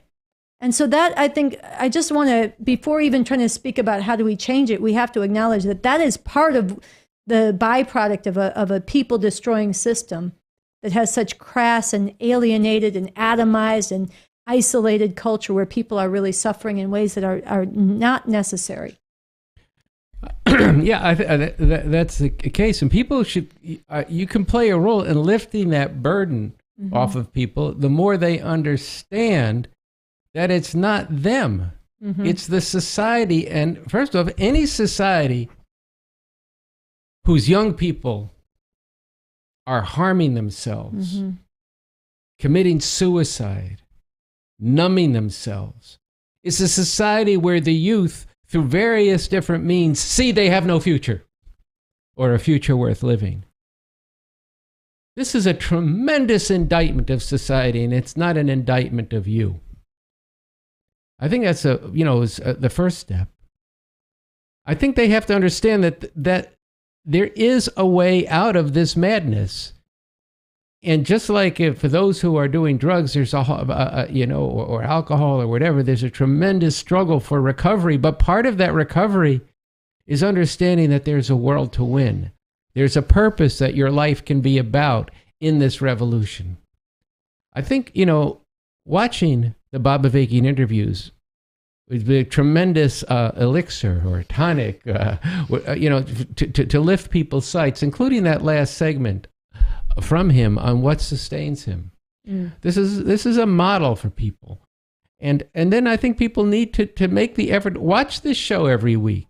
It's going to start working on you. At first point, you go, "Oh my God, the Indians and Sarah, they keep saying this. They keep talking, telling me what I should be doing and thinking, and they don't know my life." But watch it. And keep watching it, because it will get you to a place where you start thinking about things differently. You start getting outside of your own demons and terror that aren't really your own. They're part of a societal problem right now. And the fact is, it's real.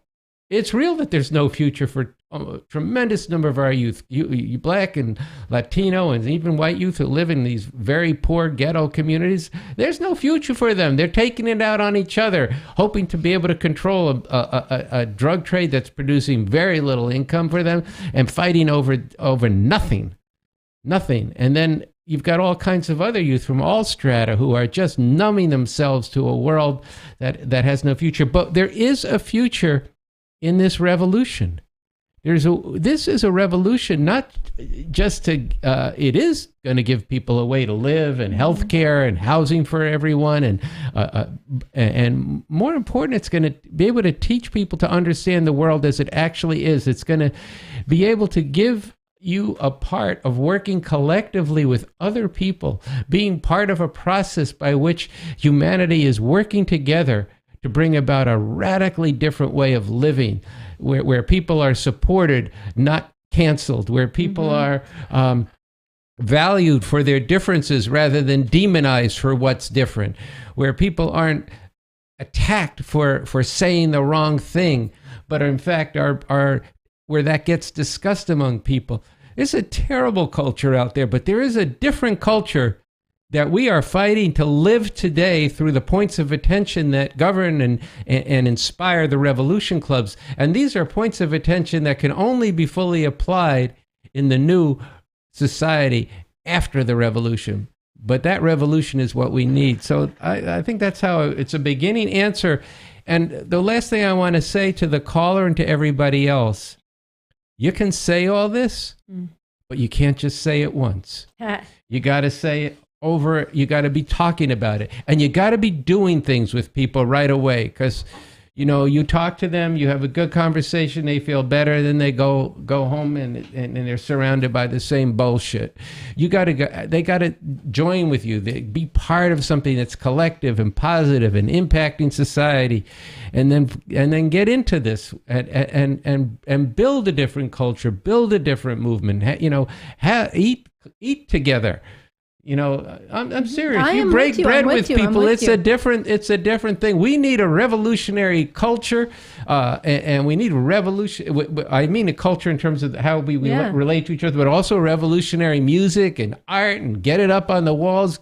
All of that's part of what we need to do, and that's what I have to say. And also, last thing. There are a lot of other people out there who are looking for this. You know, who have not been yet fully beaten down by it.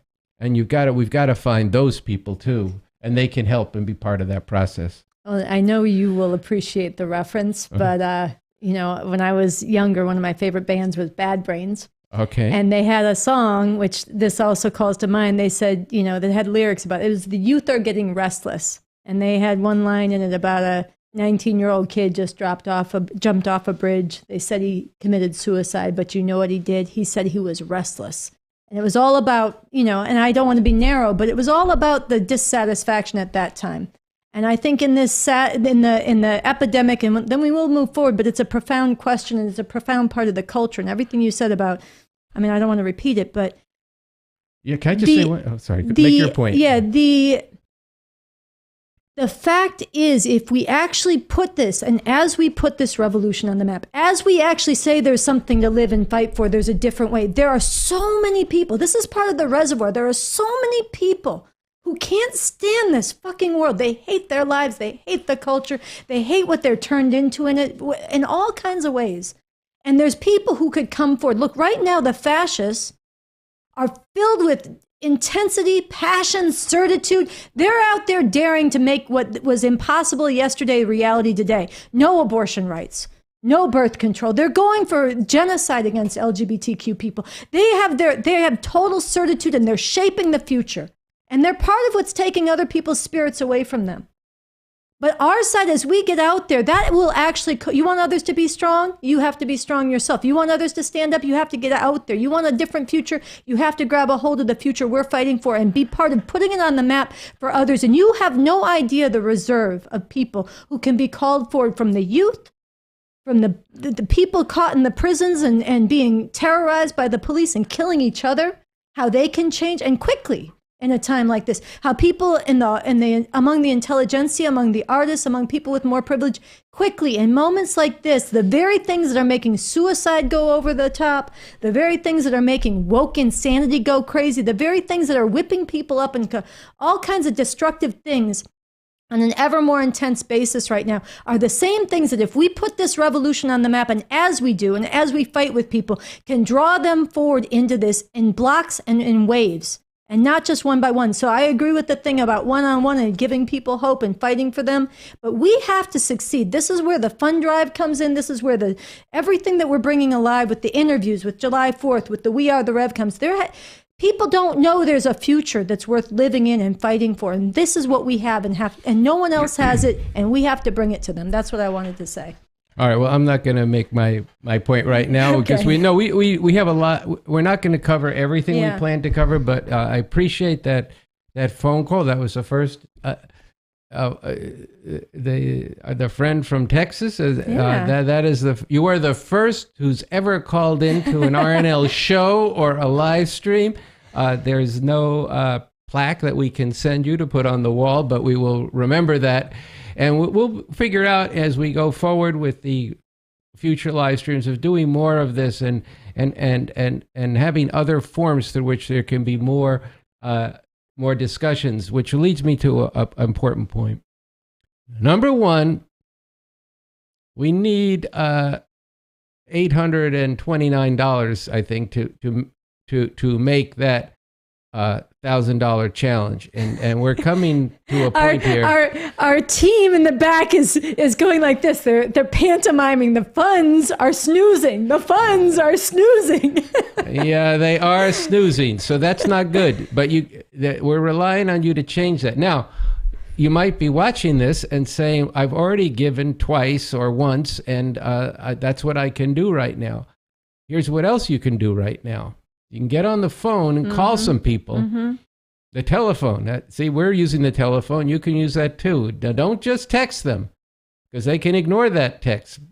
Tell them you're going to keep calling until they actually put their voice there, and then we should read this. And then you need to. They will read that in a second. Then you tell them you need to watch this now, and you need to donate tonight, and then we'll discuss what it's for, even more fully what it's for, and your questions. So this is part of you bringing forward more donors. That we know that a lot of you who are watching this have given every time, and that's really important, and we value that. But you need to get more people involved. And the other thing I wanted to say is we need people to sustain the show. And if you become a Patreon, first of all, you can sustain the RevComs, and there's information as to how to do that. But you can become a Patreon of the RNL Revolution Nothing Less show, and we've done a Zoom call with all the Patreons and took some questions, had some conversation. We're going to do another one probably right after the 16th, and you get early access to all kinds of things, including some of your speech was available to people who were patrons before it was released on our show. So there's big advantages to it, but the main advantage is that you make it possible for this show to go on every week. So I had a political point to make too, but I think let's move on. I should read something? I wanted to read this one. You want to read this?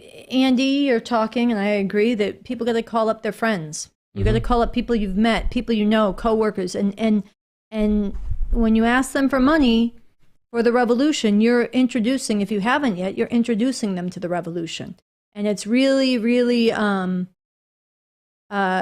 you're transforming them as well as transforming the relationship and the strength of the revolution by raising funds. So I wanted to read because somebody did this, and they wrote us a letter, and it's really appreciated. They said, from Texas, I'm sending in $200 that I raised for the Woke versus Revolution initiative after the last live stream.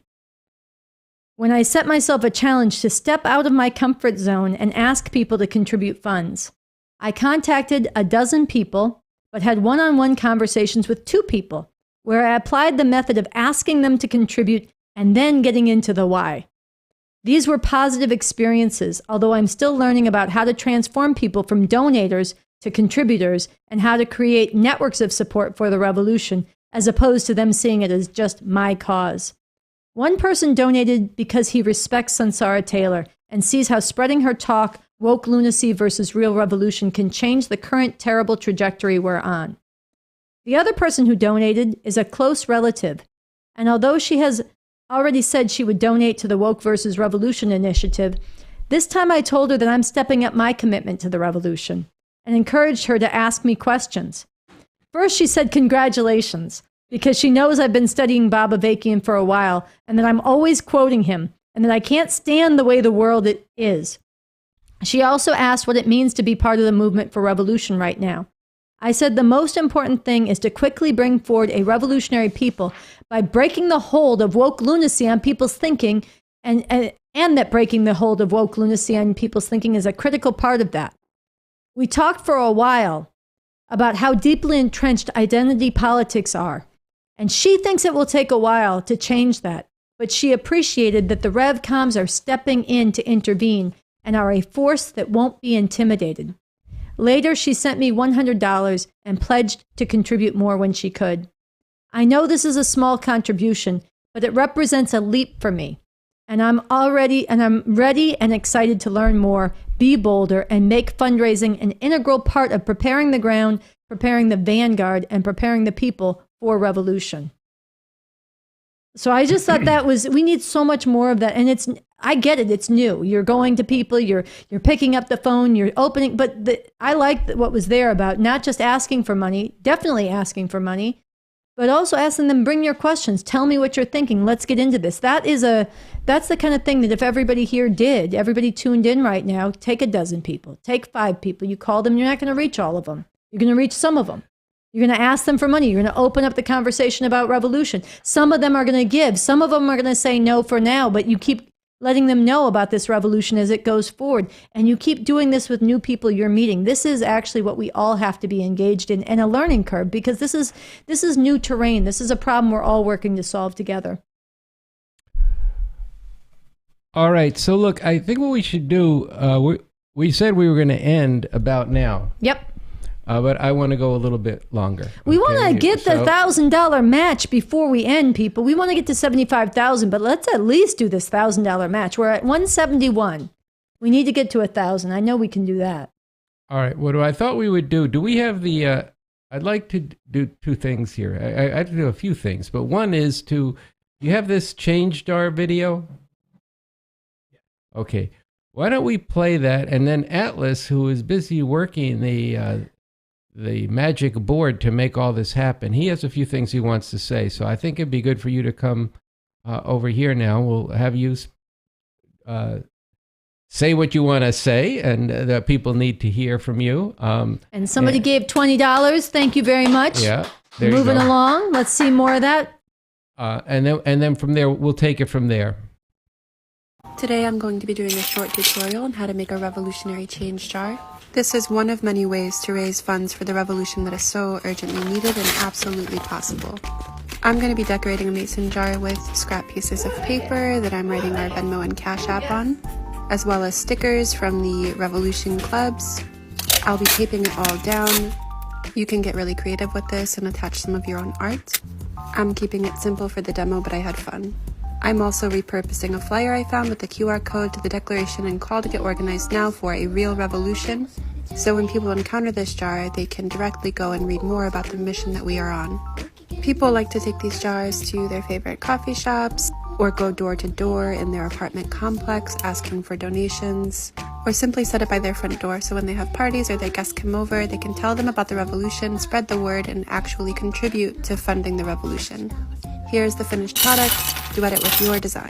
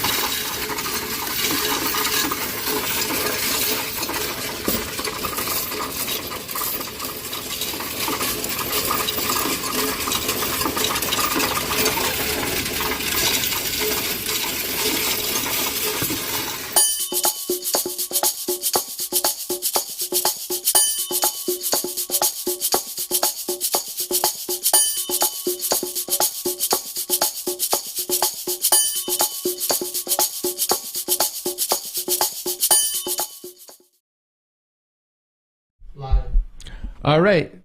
So change jars, and now Atlas. Yes. Yeah, back from and everything's still working. Yeah. All right. Why don't you get? Well, let's get right into what you wanted to talk about and what you're bringing to people. Yeah, absolutely. I mean, the first thing is, I want to say hello to everybody that's watching this live stream all across the country. I've been reading your statements. I've been reading the reports that you've been sending. And, people should know we read everything that you send to us, and every bit, every statement, no matter how small, no matter how long, it's all extremely important. If you're brand new or you're very experienced, we learn a tremendous amount from these reports. So I just wanted to say shout out to the people in Chicago right now at the organizing center there. Shout out to the people at New York City, Revolution Books. Shout out to the people in the Bay Area. Shout out to the people here in Los Angeles. Shout out to the people in Texas. And shout out to everybody else. We've had letters from Latin America. We've had letters from people all around the world supporting us and wanting this revolution to really succeed. And we can't possibly read all of the statements that people have contributed, on this live stream today. But nonetheless, every bit of it is important. And we wanted to share at least some of the experience of people who have been going out to give you an idea of, what other people like you are doing, and what, if you haven't yet gotten involved in fundraising, what you can do. So I have some statements here. We got this report from Chicago about a yard sale that raised over $2,000. And so here's what it says. This year, our yard sale to raise funds for the 100,000 fund drive was our best yet. Past year's garage sales have raised about 1,000 each. We were surprised and thrilled when at the end of the day, we had made $2,014. About $650 was on Venmo or Cash App, the rest all cash. A good team, good items sorted and well organized, a good location and broad promotion have been the keys to our success.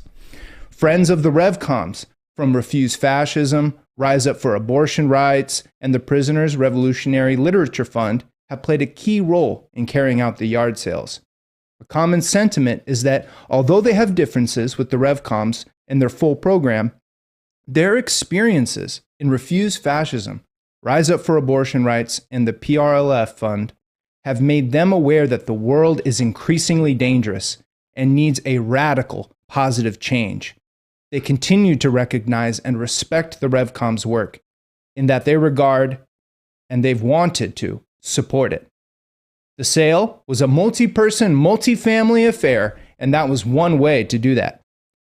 These broader supporters have contributed a lot. In addition to contributing funds and quality items, they loaned their yard, their garage space, vehicles to pick up items, and storage areas for donations. They volunteered to make and distribute signs in the neighborhood and at farmers markets. They volunteered on the day and even provided sandwiches and drinks for the volunteers. And Andy, these people had a lot of fun. I read, when you read through the full report, they talk about different people taking responsibility for different parts of the yard sale. They've got world music playing, they're showing people how to use the electronics. They've got a mirror so that people can see what it is that they're getting. And they're talking to people about what this is all for. And they themselves are contributing in a new way to this revolution. And so for all of you people watching, if that's giving you ideas, excellent. That's the point. In Texas, we got a report talking about, for the first they're talking about they've brought forward a couple of new donors. And so if you're some of the new donors in Texas, you're saying, oh, I'm a new donor, that's me. Hey, welcome, shout out to you. And all the people in Texas who've been working hard and getting out there and trying new things, struggling with people and learning from that experience, shout out to you too. So we got this in a report, and I just wanted to share. One thing, Atlas, before you read that report, once again, the donations are falling off here. We need to. Now, I understand that probably a lot of the people watching have donated, but if you haven't donated yet, even if it's $5 or $10, we need to get a lot of donations in, and we'll have to talk about how we're going to get to our goal, but we need to keep this needle moving now, and we'll speak about these collective efforts some more about how we're going to actually get to the $100,000. But, I know it's sort of shocking when you get up in the morning and you're late for work or for school or whatever it is you do, when you stop by that local espresso coffee shop, let alone Starbucks, and find that you're dropping $4.50 or $5 on a cup of coffee. Well, I'm not going to tell you not to drink coffee. I'll be the last one to do that. But think about if you can afford that, what if you did 1 cup of coffee every week for the revolution? That would be $5 a week. That's $25 a month. That's a big deal. Over the course of a year, that can really help the production of leaflets, of flyers, of stickers, of people, the RevComs who have dedicated their lives to going out every day and are living in group houses to go do some of this. It enables them to live. So it's not asking a lot in that case for you to do that. And if you're somebody who's got a professional job, make that a week's coffee, $30 a week to the revolution. We have to change the calculus now of to how you look at your life and and where your funds go. We are serious that we are on the precipice of a really cataclysm that's coming soon. I said that the elections, quoting Bob Avakian, could be a pivotal point in all this. That's 14 months away. We need to bring forward thousands of people between now and then. The word has to get out everywhere. So I held Atlas back because, we are here to inform you and entertain you.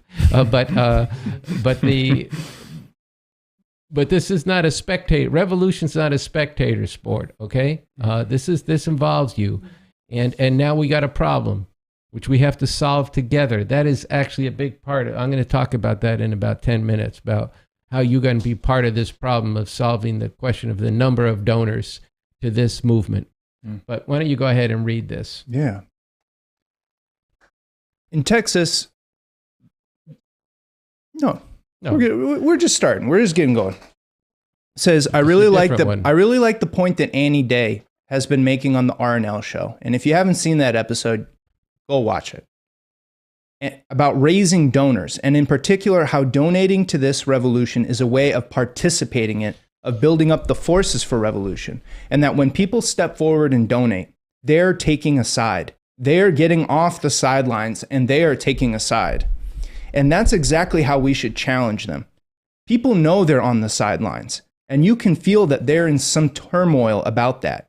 But they don't really think about it, don't know how not to be, and especially if they don't know about this movement for revolution. And I think posing it to them like that could really make a difference. And that is what we're talking about, all the millions of people in this country that have no idea how to actually deal with what they're coming up against right now. That is what we're raising funds, to go reach the millions of people and to fight for a revolution for billions of people all over the world. And what you do right now makes a world of a difference. In Cleveland, they've been going out and really fighting to try to get donors, to try to raise funds for this revolution. They're seeing it as very important, and they set some goals, and that's an important part of fundraising, is setting goals. They said $600 to $800 they were able to raise. They set this goal of $600 to $800 from broad outreach and 10 new sustainers by the time this live stream airs. So far, they've already passed their $600 goal. Initially, that was from selling baked goods. But it also included some people without a lot of funds who contributed $50 or $60 the first time they were asked. And tonight, there was an important step forward. A team of RevComs went out with a big enlargement, with a flyer for the live stream, and a sign stating that our goal is now $800. And so this was good. They raised some money, they raised some funds, but then they ran into an obstacle. They've been trying to get these sustainers, but they found that they were not doing that. They said there still seems to be a lot of hesitation to pose sustaining to people, that they should become sustainers right when we first meet them.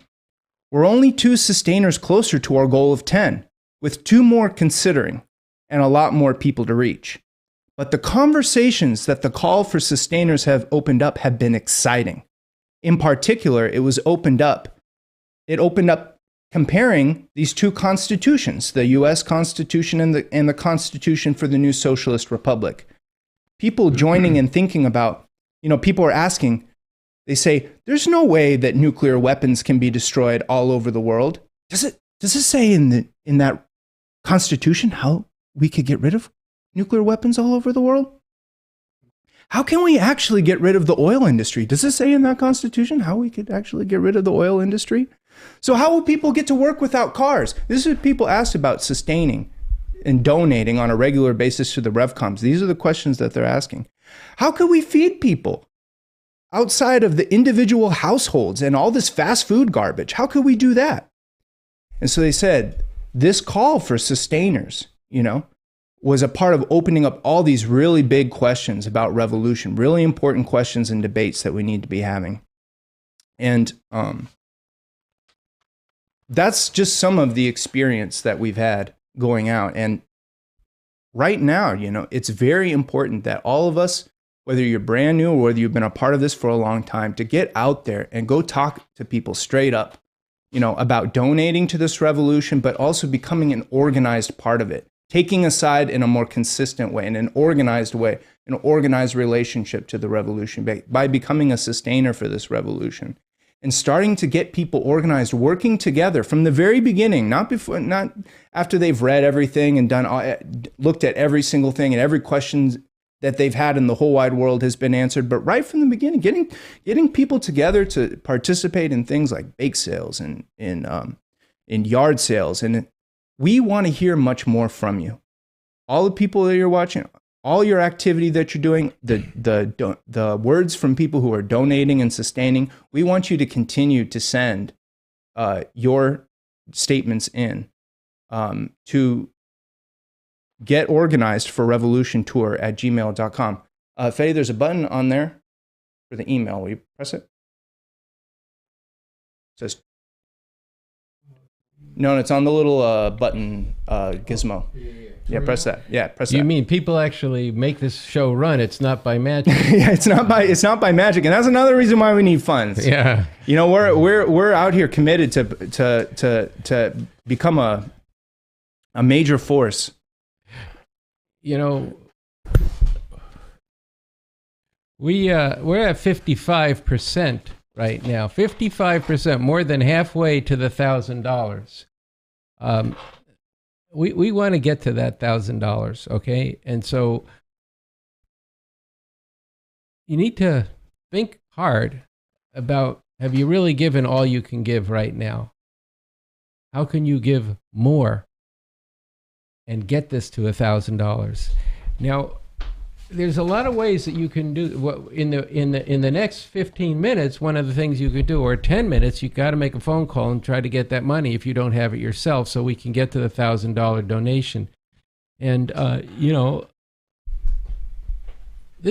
you're giving people the opportunity of a lifetime, and you're actually saving lives, because you're actually talking about the future of humanity being at stake right now with climate going to potentially extinction of life as we've known it on Earth, and revolution is the only way that can be solved. For those of you who are hoodwinked into saying, "Well, I'm going to vote for the Democrats because they've got a Green New Deal," step by step they have walked back even their promises. They never taught. You don't hear about it anymore, right? Because the Green New Deal has meant drilling in the white ice of the Arctic for oil that could literally poison the last largest refuge for national undisturbed land in the country. And they've increased oil production, and they've made their peace with Saudi Arabia and their drilling. I want to talk about, though, two things. I'll start with one, which is there are things that you can do that would help raise the money, and somebody has done one thing that right now could get us closer to the goal if you decided to take advantage of it. this person, who is a member of the Los Angeles Revolution Club, and the club itself made a project of this, said that they produced and donated these T-shirts. Boom. Beautiful. That's the front. That's the back. You think you're woke, but you are sleepwalking through a nightmare. And this system can't be reformed. It must be overthrown. So these T-shirts, for if you give a donation of $50, boom, you get the T-shirt. You get the T-shirt, and what you need to do is, when you call the number on your screen, say that you are donating $50 towards the $1,000, but you also want the T-shirt, and we'll contact you. They'll work that out with you. And the artist who did this said, I like the slogans that he put on the T-shirts because it needs to be seen in a time like now. People should reflect on this message and explore better options to increase understanding. What's holding us back from making a real revolution? And this person is, end quote, this person is also committing to donating $10 a month. And this is their statement. It takes money to sustain a revolution, so that's why I'm doing this. So call the number or write in the memo box of your donation that you want a shirt, and we will contact you. And it looks like we've met the goal. Yes. Wait. Let's be clear. We met the $1,000 matching goal, which is great, which means we get to put $2,000 on our grand total. That's a double. It just got doubled. That's fantastic, and we should all celebrate that. I'm not trying to quell the celebration, but I want to say we're about to close out very soon. I don't know quite how soon, but we have still 113 people tuned in. 113 unique viewers right now, and we know that there are gatherings in north side of Chicago, in south side of Chicago, in New York City, Harlem, at Revolution Books, up in San Francisco, in the Bay Area, here in Los Angeles, down at the Revolution Club Organizing Center. In Cleveland, there's a group watch. Down in Houston, down in Austin, there are people watching. There are people watching in Hawaii in a group. Our goal originally for this fund drive today was to get to $75,000. Our goal is $100,000. Our last live stream in this $100,000 campaign is on June 16th. I believe that of the 113 people viewing, there's more than that, plus the multiplier of collective viewings, we can make it. I don't think it's been put on the funds raised yet, but if I'm not mistaken, the $2,000 of the two match will get us to $72,500-ish. A little more, because we've actually raised $1,100 towards the $1,000. So we're within $2,500 of meeting our goal, and that's what I'm trying to say. We're going to talk about how do we spread this. That's how we're going to close out. How do we spread this? How do we bring more people into this? How do you go to your friends? How do you work with us and we work with you to learn how to create a broader base of organized support and financial sustainership of this revolution between now and the culmination of the $100,000 fund drive as a whole, the $25,000 more we need to reach. But I really think we should collectively strive to meet the $75,000 mark today. If you haven't given yet, if you have, look around the room, figure out together if you could put a little bit more on among us. If we spread that out, 113 plus, I think we can make it. And then we should get creative, because our goal with the 100,000, I hope this has come through. I believe it has. But we need to really consolidate this in our own understanding and collective commitment, is that the next 25,000 after that to get to our $100,000 goal is not, we don't want to do this by extracting more and more from all of the same people. We know people are giving generously right now. You're here, you're doing this, it matters. But we need to draw forward more people together to meet the full goal. So that's kind of our charge here. Yeah. Now, our calculations are at variance with the funds raised on the screen, which might have to do with just they're verifying the. There we go. Now they're caught up. $72,586 raised. That's exactly in okay, step. Good. All right. So now that's where we are. That's what you said. Yeah. We are gonna end in about 7 minutes. So hopefully some people will come through with that money. Step on up. Let's make it happen. Here we go. And now we're not going to put money on the board that we don't have. That's right. Okay, we're not going to fake this or something. But I would like some of these groups that are gathered watching this, whether it's 2 or 3 friends watching in a living room, or 15 people or 20 people in a store, or 50 people in a center, whatever. I want you to take 5 minutes to make a pledge for how much money you're going to raise between now and July 1st, and then set a new goal for July 4th weekend. But there's 5 days to the July 4th weekend. And in those 5 days, you can get out with the broadsheet. We are the RevComs. You can be, we'll put this picture of this T-shirt up on our site, and you can be taking the T-shirts out and selling them, as well as do bake sales. We've given you lots of ideas, but I would like to see some pledges come in for what you're going to raise between now and July 1st, and then by the end of the week, get together and say, here's what we're going to do on the weekend. And, depending on where you're from, we're going to raise $200 or $500 by Friday, or $1,000 or $5,000 by Friday.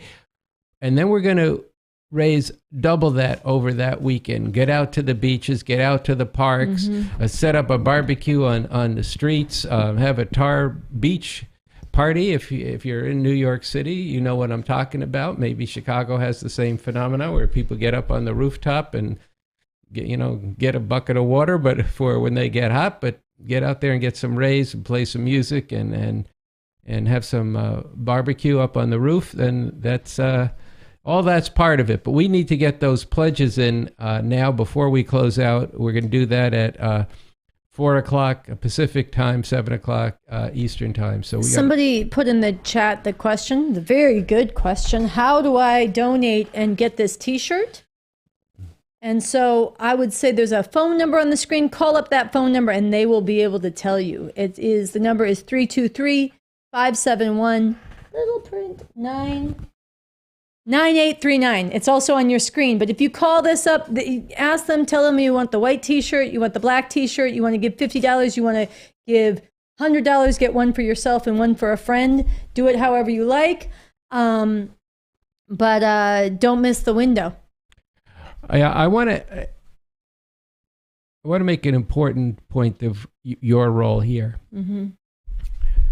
A big hallmark of Bob Avakian's new communism is that we put the problems of the revolution out before the people.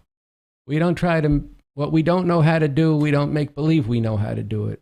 We don't try to hype where we're at in the situation. Mm-hmm.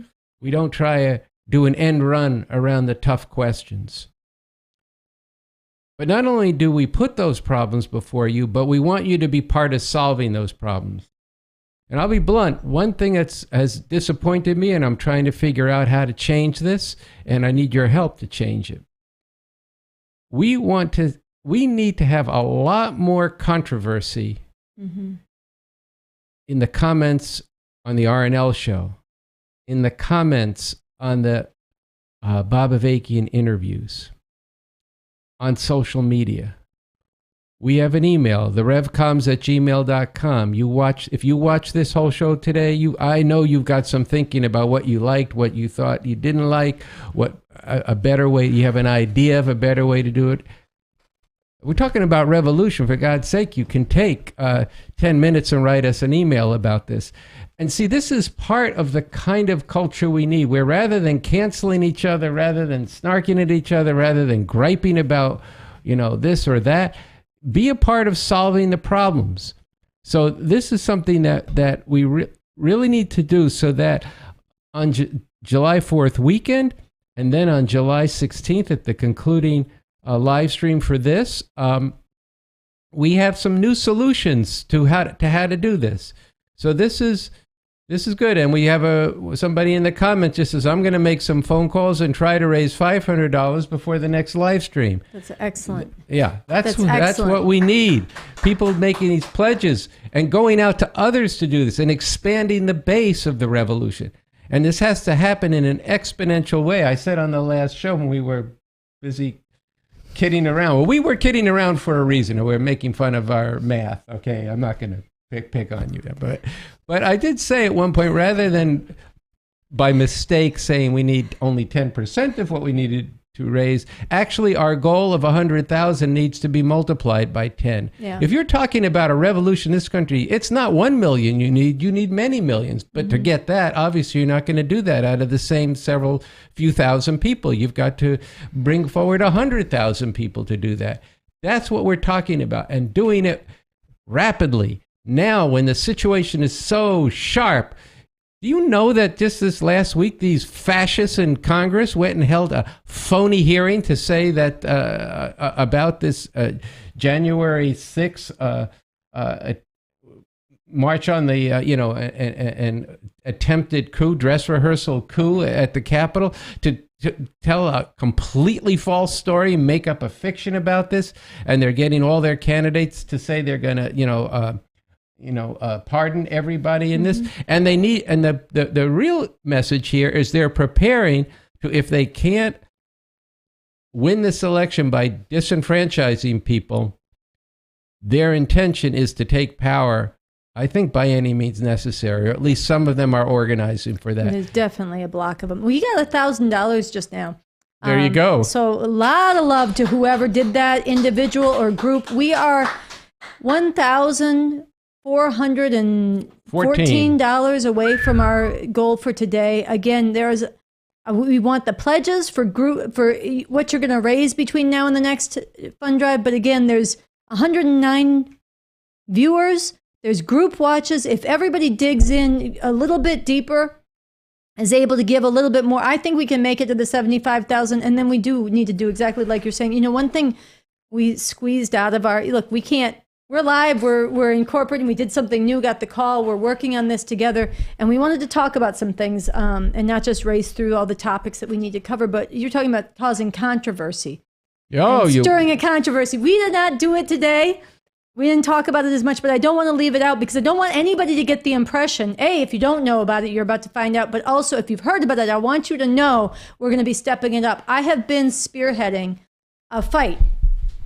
And we've mentioned it a few times, me and other RevComs, taking up the work that Bob Avakian has done on this to go after the woke lunacy that has so many young people caught up in bullshit. $74,211. We are so close. About $389 to go. No, I did the math poorly. We need about $800. I will not try to do the math live, but we're almost there.